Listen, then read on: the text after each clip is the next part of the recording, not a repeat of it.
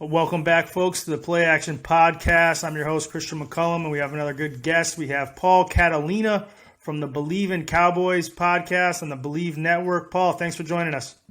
Hey, no problem. Happy to do it. Yeah, so, we've been waiting all year for this. Kicks off Thursday night, 8 o'clock. You guys are going first kick. What's the outlook for the Cowboys heading into the season?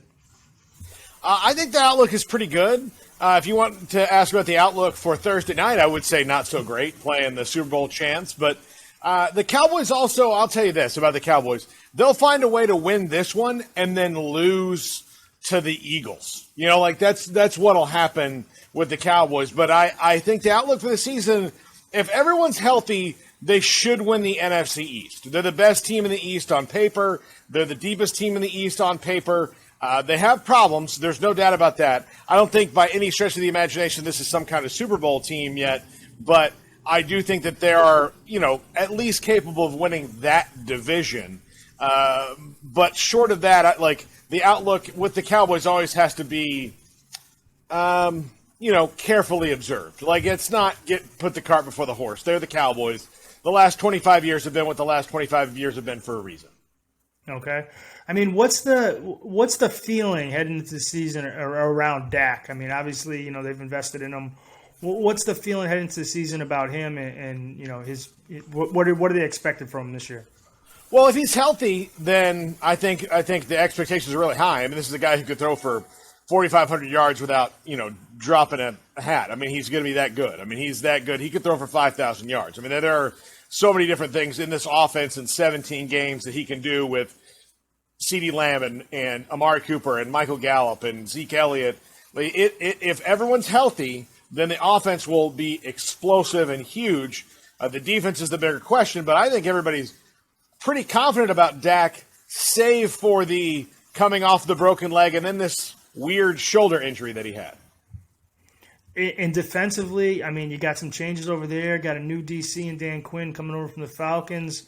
What's the feeling on that side of the ball? Well, I think they're okay at defensive end with Randy Gregory and DeMarcus Lawrence. I am not confident about defensive tackle. That's a lot of young guys, and that's their biggest weakness and was their biggest weakness last year and continues to be. Neville Gallimore's out for a little while. They're going to have to rely on some rookies and, some kind of free agents to fill that. The linebacking core looks to be a strength. Actually, the weakest one might be Jalen Smith, the one who's the highest paid. And he's a source. He's a lightning rod of criticism all across the Cowboys landscape. But Micah Parsons looks to be a home run draft pick early on. Jabril Cox looks like he fits in really well. Leighton Vander Esch, if he stays healthy, is pretty good. So they've got good depth and good players at linebacker. And then, Jalen Smith is – we'll see if in the new defense if they find a better role for him than was in the last defense. In the secondary, lots of exciting young players or guys who are coming off of injury. But, again, a lot of unproven and a lot of questions there. Can Dan Quinn make this defense passable?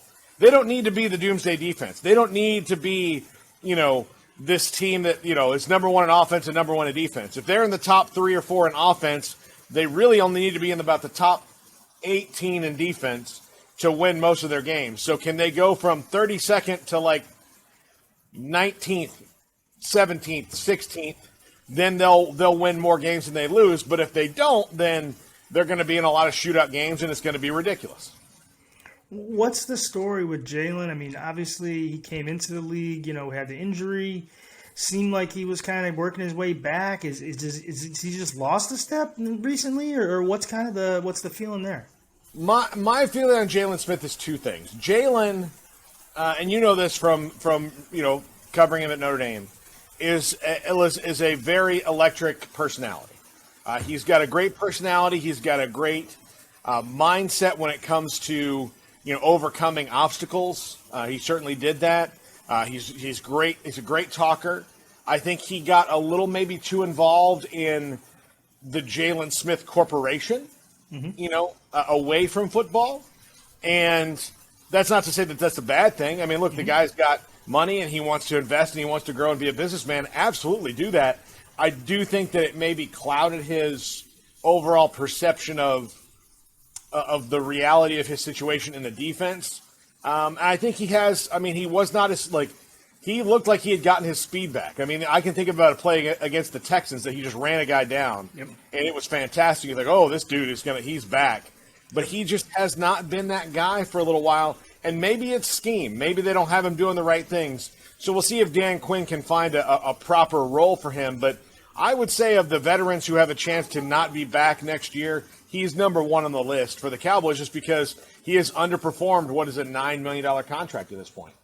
Absolutely. And you alluded to tomorrow night's game against the Bucs and saying maybe the outcome wouldn't be great. But at the same time, the Cowboys could win a game like this. The Cowboys are currently getting 8. Well, what are your thoughts on that number there?